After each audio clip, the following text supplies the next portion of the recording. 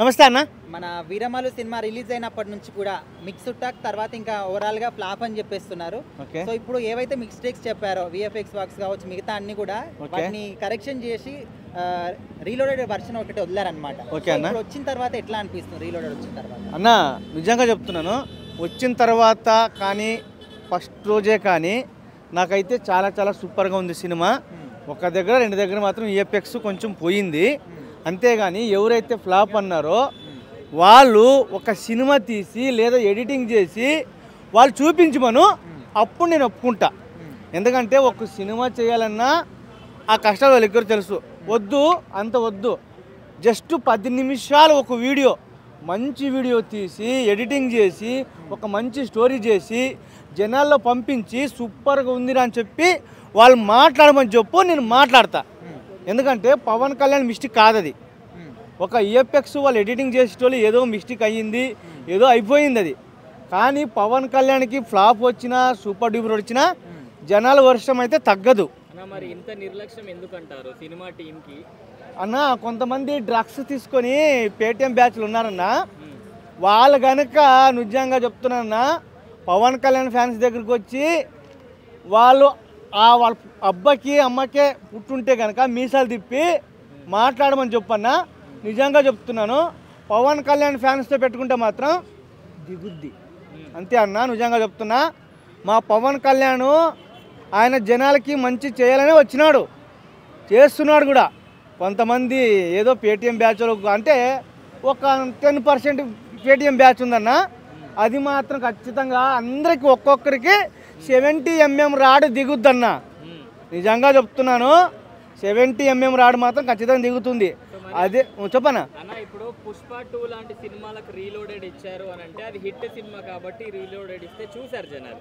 కానీ already flop talk వచ్చింది, cinema బాగాలేదు అనే టాక్ వచ్చిన తర్వాత రీలోడెడ్ అని చెప్పి రిలీజ్ చేస్తే చూస్తారా జనాలు? ఖచ్చితంగా చూస్తారన్న. ఇప్పుడు పవన్ కళ్యాణ్ స్క్రీన్ పైన కనిపిస్తే చాలని చెప్పి అంటున్నారు. ఇప్పుడు పుష్ప అనేది పుష్ప అప్పటికి అయిపోయింది. ఆ సినిమాదే ఉంటుంది, ఆ సినిమాకు ఉంటుంది. కానీ ఈ సినిమాకు ఉంటుంది. కానీ ఎంతమంది ఎందరు వచ్చినా కానీ పవన్ కళ్యాణ్కి ఎవరు సాటి రారు. పవన్ కళ్యాణ్ చూసి అందరూ నేర్చుకోలే, కానీ పవన్ కళ్యాణ్ ఒక్కరు చూసి నేర్చుకోడు. ఒక్కటి చెప్తున్నా చూడన్నా.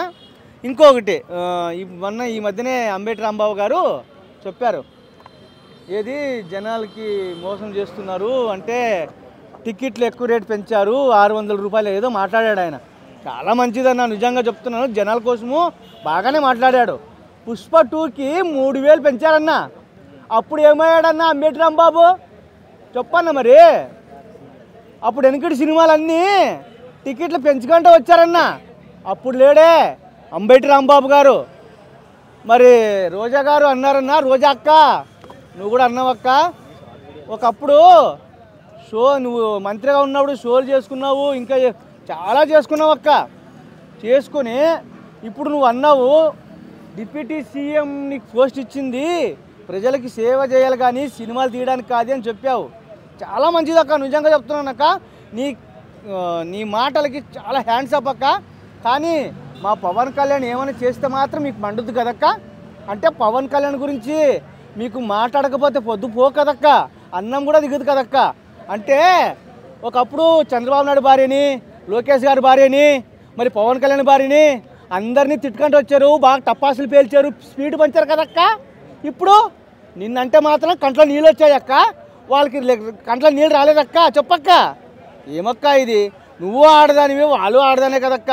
నీ రాజకీయం ఉంటే రాజకీయం వరకు మాట్లాడక్క, అంతేగానక్క అక్కడ బయట ఆడవాళ్ళ గురించి మాట్లాడి నువ్వు పరువు తీయక్క. నువ్వు చెప్తున్నాను, నాకు మాట్లాడక రాకుండా కూడా ఏదైనా తప్పుగా ఉంటే ఎందుకు చెప్తున్నాను చూడండి. నువ్వు మాట్లాడుతున్నా కరెక్ట్గా మాట్లాడుతున్నాను, ఒకటే చెప్తున్నాను. ఎవరైనా కానీ రాజకీయం అనేది ఒక ఫ్యామిలీ వరకు ఉండకూడదు, అది బయట ఉండాలి. ఫ్రెండ్షిప్ ఉంటుంది, ఫ్రెండ్షిప్ ఎక్కడి వరకు ఉంటుంది? బయట వరకు ఉంటుంది, ఇంటి వరకు తయారు, అట్లా అది కూడా ఉండాలి.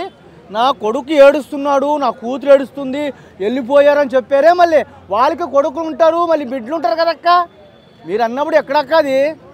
పవన్ కళ్యాణ్ని ఒక దేవుళ్ళ చూస్తున్నారక్క. నిజంగా చెప్తున్నాను, మీరు మంచోళ్ళే కదక్క.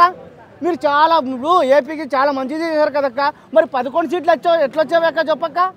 11 సీట్లు ఎట్లా వచ్చాయో చెప్పండి. మరి మీరు మంచోళ్ళు అయితే ప్రజలు మళ్ళీ తిరగని మిమ్మల్ని ఎన్నుకుంటుండ్రి. ఎన్నుకోరక్క, ఎందుకంటే తెలిసిపోయిందక్క, ప్రజలకి బాగా తెలిసిపోయిందక్క. వీళ్ళు మళ్ళీ తిరగపోతే ఏపీ వాళ్ళ చేతిలో పెడితే మాకు సర్వనాశనం నాకిచ్చి చేతిలో సిప్పు పెడతారని తెలిసిపోయిందక్క. అందుకే పోయిందక్క, నిజంగా చెప్తున్నానక్క. ఓకేనక్క, ఉంటానక్క.